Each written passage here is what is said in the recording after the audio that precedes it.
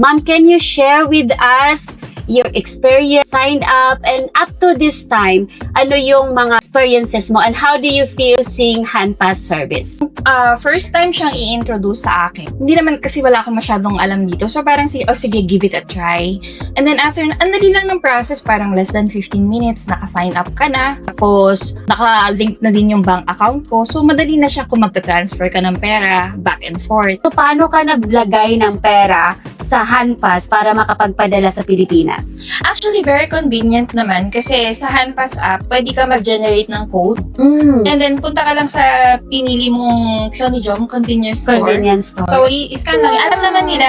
Alam na rin ng mga tao sa Pyeonijom pag sinabi mong Hanpass, alam na nila. Oh, so kilala na ng Hanpass. So, Yes po. mga ka-Hanpass, pag wala pa po kayo sa auto-debit at gusto nyo maglagay ng pera sa Hanpass wallet ninyo or Hanpass app, convenience stores such as E-Mart, GS25, CU, 7-Eleven, is like what Ma'am Phao said, kung mag-generate kayo ng code. So ngayon, Ma'am Phao, nung lumabas ng